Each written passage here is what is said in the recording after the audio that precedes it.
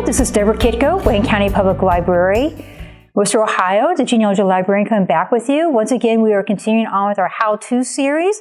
I'm just trying to give you some clues and some hints on trying to get started and trying to stay organized to help you through your research endeavors.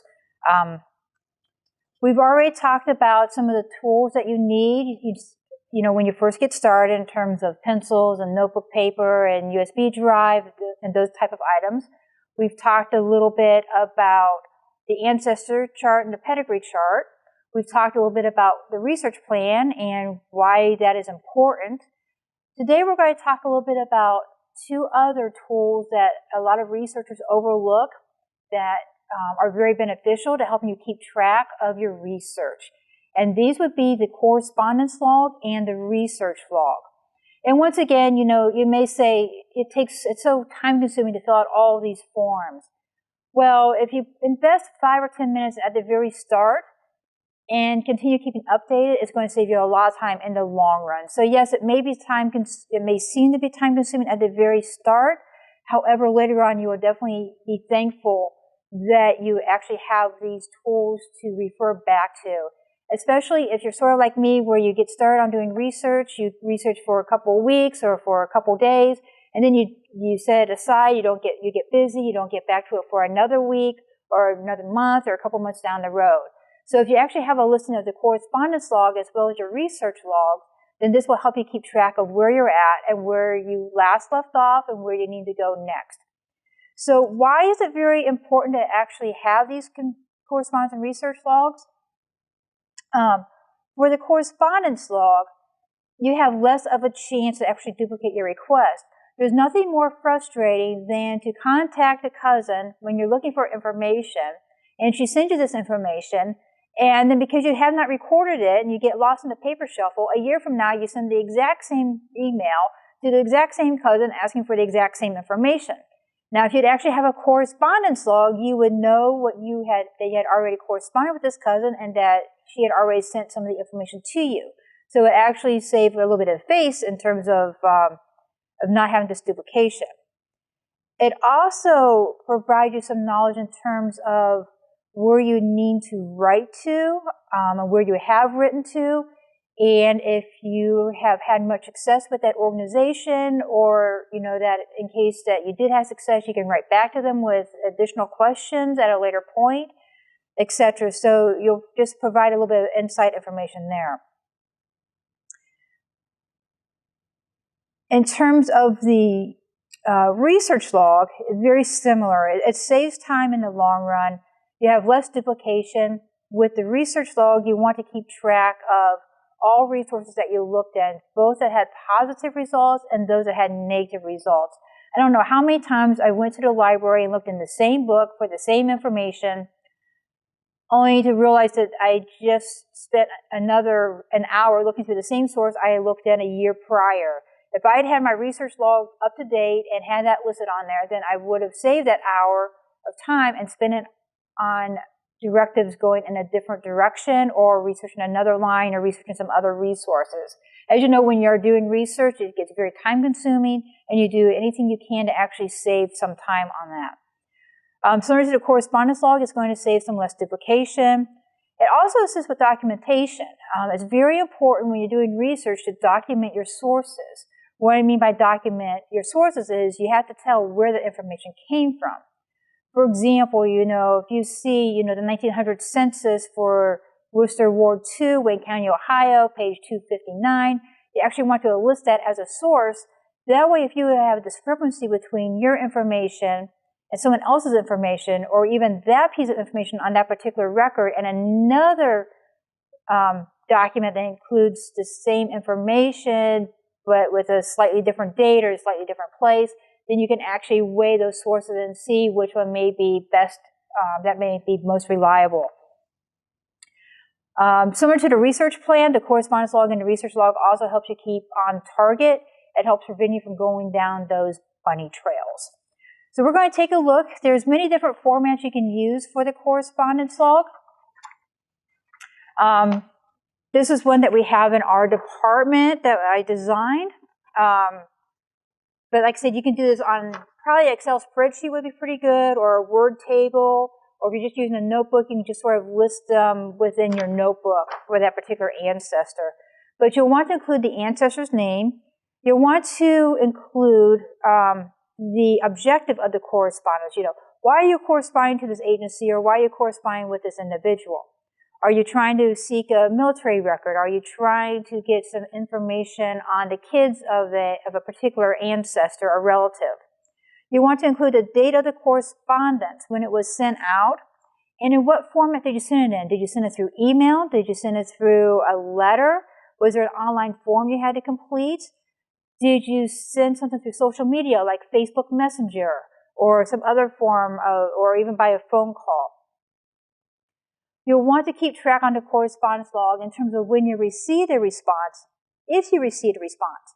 If you received a response, you'll want to provide a brief summary of what kind of response you got. Did they actually give you the information you're looking for? Were they unable to find the information that you were searching for? Were they unable to fulfill your request because you didn't meet the criteria? For example, a lot of agencies, a lot of organizations actually require prepayment. If you didn't send prepayment, they may send you back a letter saying that we cannot begin this research till after we receive prepayment. And now you have it on your correspondence log that you had to resubmit your information with prepayment. So you have a record of that. In the case of a success story, you may want to indicate that you want to follow up. For example, here in our department, we actually have quite a few people that we call repeat offenders, and we don't mean that in a negative tone. It means that they've contacted us for one piece of information. We were able to have a successful search on one, and after they do further research, they need to come back for additional information, so they contact us again. So that may be another reason. And of course, a lot of times that happens. You get one response, and then because the result of that response, then you need to send out another query, whether to the same organization, to another individual, to another organization, whatever the case may be. And of course, on the correspondence log, if you resubmit something, or if you have a follow-up, you'll want to make a notation of that also on your correspondence log. So on this example here that I have, here's the date sent, here's a contact name, the response received, the response date, and if any follow-up is needed, and then any type of results. Going back to the example that we've been having throughout this series, one thing that I would need to actually contact an outside agency for would be a pension paper. Now, Frederica Burley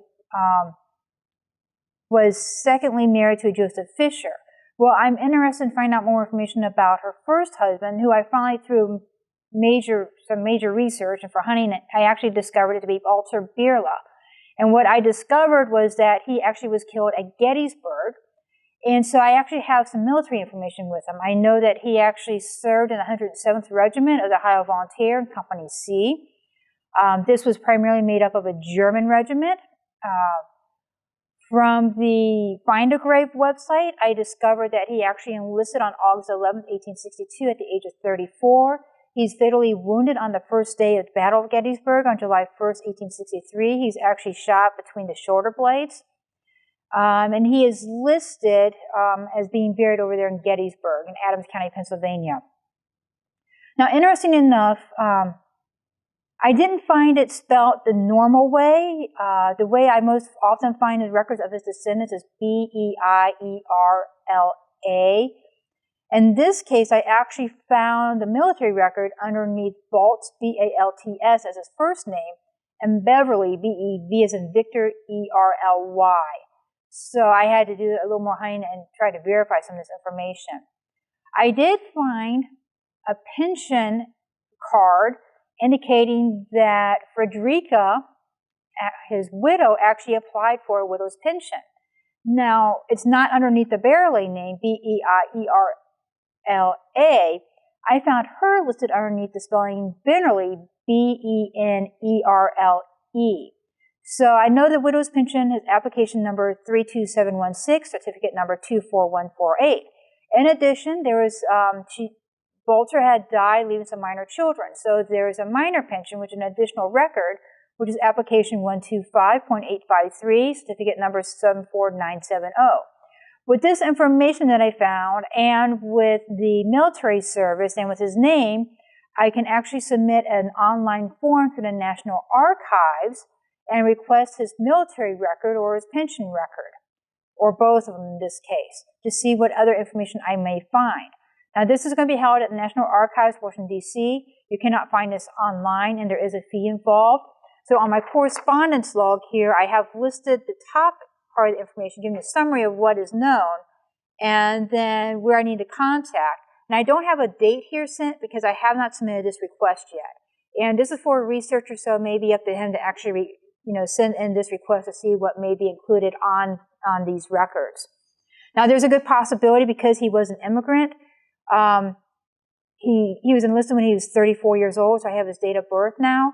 But there's a good possibility that during this time they had an incentive that if you actually actually enlisted as part of the Civil War for the Union cause, you can actually cut down the process of naturalization. So this may have been one of his keys, one of the ideas why he wanted to serve, or it may not have been. I don't know for sure. His pension papers at the National Archives may include that, so it'd be interesting to actually take a look at those papers and see what's there. But this is a very simple correspondence log, and I can actually provide this as an example online, and I can include a couple other more detailed ones as well. So that's with the correspondence log. Now, how about the research log? Where the correspondence log is taking care of actually your correspondences, you also want to keep track of your research, what research you have done, what research you have left to do. This is just one sample of a research log that we have in our department. It's not a very clean copy. You need to try to find a better one. This was, on the back side is a source summary for family information, which is through Ancestry. So this one you can actually also include. We won't talk about this so much. But with the research log, once again, you want to include the ancestor's name, you want to include the objective of the research, you want to include the repository that you're contacting, you want to include the date of the search, probably the source location or the call number, and that could be like the author of the book, the title of the book, the year, what pages you consulted. If you're looking at microfilm, you may want to include the microfilm number. If you're working with Family History Library, you may want to include the Family History Library film number.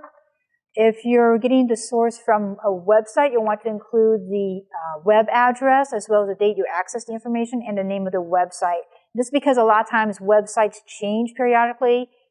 Sometimes they come, they go. Sometimes, the URL may change if they haven't updated. So you'll want to actually contact that in case you need to go back to the Wayback Machine, to the Internet Archives, and try to find that website again at a future date. You also want to include a spot for comments on here, and maybe, such as the condition of the source. If you're looking at the microfilm copy of maybe a court record, you can say this is in faded condition, poor ink, there's missing pages, so you want to maybe put down the condition of the item you're looking for. You may also want to include what years you're searching. So say, for example, that you're looking in the marriage records, you have an idea about marriage took place maybe between 1910 and 1920. So you may want to include that in terms of the comments that I searched through the Wayne County, Ohio marriage records from 1910 to 1920. You may want to make a notation if you sort of run out of time and you need to consult, go back to the same source again a second time. You also want to include like a summary of the results. You don't have to duplicate everything. You don't have to abstract everything or transcribe everything. Just an idea in terms of what you had found in this source. So in the case of Joseph Fisher, who had been the son of Frederica Barely Fisher and then Joseph Fisher Sr., I've actually included a sample research log. So on this one, up here at the top, I've given the name of the individual as being Joseph Fisher Jr. I actually include his dates. This helped distinguish between one Joseph Fisher and another Joseph Fisher, so I know I'm working with the right one. I include my objective, and my objective of this one is to recreate the family group of Joseph Fisher Jr., and the repository I'm giving is the Wayne County Public Library. And I have 5 main columns: data search, the location, the description, the comments, and the summary. And here, my search started back in May. And the last one is just for today because I was just finishing up this request today. And I just give brief information. So I give the location or the call number of the items if they're like a book. Or if it's a website, I've included that information also as a website like Ancestry Library Edition. I did include some abbreviations on here that are standard for me, so because you have shortage of room, if you want to abbreviate, you can, just as long as you know what those abbreviations stand for. I have some comments. For example, I looked in the Wayne County, Ohio marriage records from 1813 to 1898. Underneath comments, I mentioned that this is just abstracts of marriages, and I found it on page 76 of the book. And this gives you a reference to the microfilm, which is in volume 12, page 255. And I made notation that I need to look at the microfilm. And if you're doing this on Word or through Excel or some other electronic format, you can actually highlight that so you know that you need to go back and take a look at the original record. And I do encourage you, although you see an abstract, by all means, definitely go back and look to see if you can verify that information. In the course of this search for one of the individuals with the barely name, or the Fisher name, I can't remember which one it was, the date of death given in the Worcester Cemetery book was incorrect. It showed in the burial book that he or she died in June, and they actually died in January and not June. And of course, if you're using a 3-month abbreviation, sometimes U's and A's are mixed up. So that's a case where if I would depend on the abstract, I may have been looking forever to try to locate the correct one because it gave the wrong information. So I had to go back to the original source. Over on the side here, I also give a brief summary. For example, for the Ohio marriages, I find Joseph Jr. Fisher married Sidney McAfee on the 1st of October, 1895. So I know I found that. So this is just another tool that you can use to help keep organized and to help keep on track. If you have any questions or if you want to discuss this further, feel free to give me a call or send me an email. The phone lines are open here at the library, 330-262-0916. Or you can contact our department, Genealogy, at wcpl.info, or you can contact me directly at dkitco@wcpl.info. So I hope this is helpful. If you have a little bit of feedback for me, that'd be great. So go ahead and begin working on some of those correspondence logs and those research logs, try to get those updated, or try to prepare a form for the next time you begin doing search, whether you're doing search there at home or if you're doing search away at a library or archives at some future date when everything opens up. So for now, this is Deborah Kitko, genealogy librarian here at the Wayne County Public Library, just providing some hints and some clues to help you along your journey of doing your family history. Take care.